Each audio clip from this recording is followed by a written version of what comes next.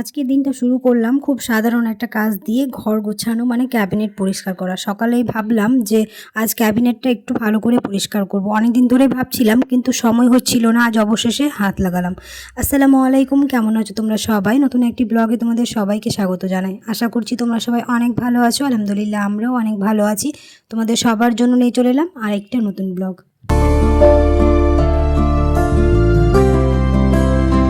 প্রথমে আগে সব কিছু বের করে নিব, তারপরে খুব সুন্দরভাবে ওই যে লিকুইডটা আমরা বানিয়েছিলাম সেই লিকুইডটা দিয়েই খুব ভালো করে মুছে নেব। এটা যেহেতু সামনের দিকে হওয়ার জন্য প্রচুর ধুলো হয়, তো কয়েকদিন পর পর এই পেপারটা চেঞ্জ করে মুছে নিতে হয়।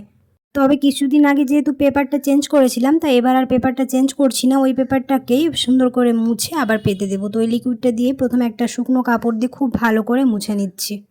পুরো ক্যাবিনেট ঝকঝকে করতে একটু সময় লেগেছে, কিন্তু যখন সব ঠিকঠাকভাবে গুছিয়ে রাখলাম তখন মনটা বেশ ফুরফুরে লাগলো।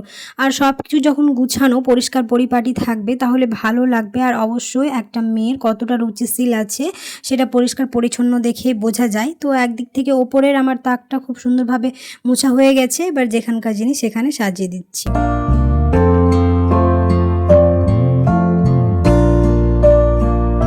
এখন পর্যন্ত যারা আমার ভিডিওটি ক্লিক করে দেখছো, চ্যানেলটাকে সাবস্ক্রাইব করোনি, অবশ্যই সাবস্ক্রাইব করে দিও। আর তার সাথে পাশে থাকা বেল আইকনটাকে প্রেস করতে একদমই ভুলো না, সময়মতো নোটিফিকেশান পাওয়ার জন্য।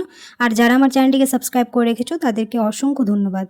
ওপরের তাকটা ভালোভাবে মুছে নেওয়ার পরে এবার নিচের তাকটায় চলে এসেছি। নিচের তাকটায় সেরকমভাবে বেশি জিনিস ছিল না, ওই কিছুটা জিনিস ছিল আগে বের করে নিয়ে সেম প্রসেসে খুব সুন্দরভাবে ক্লিন করে নিলাম। এবার এক এক করে সব জিনিসগুলো গুছিয়ে দিলাম। প্রত্যেকবারই কিছুদিন পর পরেই গুছিয়ে রাখা হয়, তারপরে ওই একটা দুটো জিনিস বের করতে গিয়ে আবার অগুছালো হয়ে যায়। তাই কিছুদিন পর পরই চেষ্টা করে ক্যাবিনেটটাকে পরিষ্কার করে নিতে। যেহেতু এটা ড্রয়িং রুমে থাকার জন্য কয়েকদিন পর পরে বেশ পরিষ্কার করে নিতে হয়, কারণ অগুছালো থাকলে আবার তেমন একটা ভালো লাগে না।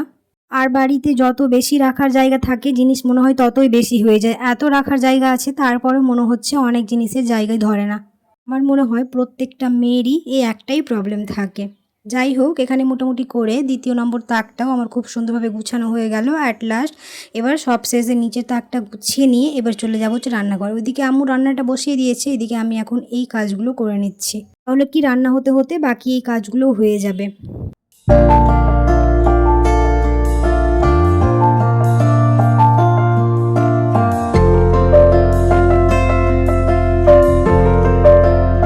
তবে আজ কিন্তু ভারী রান্না হবে না, ওই পটল আলু দিয়ে মাছের ঝোল হবে, তাই অত চিন্তা নেই। এদিকে এই কাজগুলো করতে করতে তাড়াতাড়ি রান্নাটা হয়ে যাবে। এখানে আমার মোটামুটি করে ভেতরেরগুলোও গুছানো হয়ে গেল, প্লাস মুছাও হয়ে গেল। বাইরেরটা এখন একটুখানি মুছে দিচ্ছি। আর কালো জিনিস পরিষ্কার করে নেওয়ার পর এত পরিষ্কার হয়ে যায়, আবার যখন ধুলো পড়ে যায় তখন দেখতেও বাজে লাগে। তো কালো জিনিস এরকমই, মুছার সাথে সাথে একেবারে সৌন্দর্যটা আরও মনে হয় বৃদ্ধি পেয়ে যায়।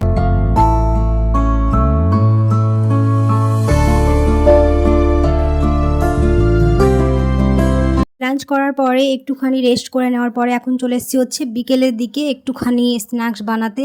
আজ না হঠাৎ করে একটুখানি এরকম চটপটা কিছু খেতে ইচ্ছে হলো, তার জন্য আমি এখন বানাচ্ছি হচ্ছে চানাচুর মাখা। যেহেতু সব কিছুই হাতের কাছে ছিল, খুব একটা বেশি সময় লাগলো না। একটুখানি পেঁয়াজ, শসা আর লঙ্কাটাকে কুচি করে নিয়েছি, একটুখানি নিমকি ছিল আর ভুজিয়া আর চানাচুরটাকে আর খুব ভালোভাবে মিশিয়ে নিয়ে একটুখানি তেল দিচ্ছি। খুব ভালো লাগে খেতে, এরকম করে মাঝে মাঝেই খাই।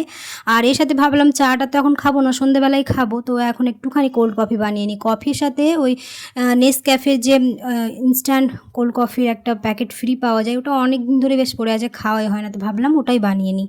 তবে আজ সেরকমভাবে ভারী কোনো কাজও ছিল না, আর ভারী রান্নাও করতে ছিল না, একদম সব কিছু সময়ের মধ্যেই হয়ে গেছিলো। তাই একটুখানি বিকেলবেলার দিকে খিদে খিদে পাচ্ছিলো, তাই এখন এটাই বানিয়ে নিলাম। এখন মা আর মেয়ে মিলে এখন এটা এনজয় করব, যেহেতু এখনও সন্ধ্যেবেলা হয়নি, ওই আসরের নামাজের পর পরে এটা বানিয়ে নিয়েছিলাম, তো এখন এটাই খেয়ে নিই।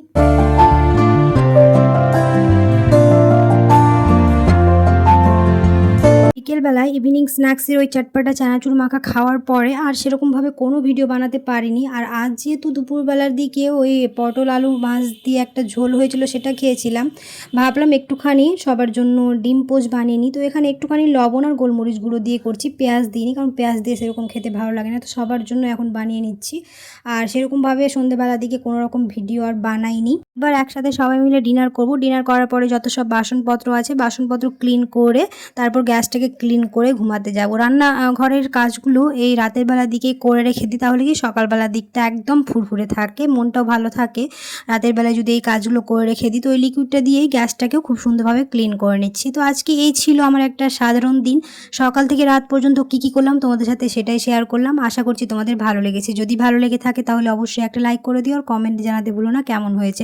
ফ্রেন্ডস আর ফ্যামিলির সাথে বেশি বেশি করে ভিডিওটা শেয়ার করে দিও, যাতে আমার ভিডিও বানাতে খুব ভালো লাগে।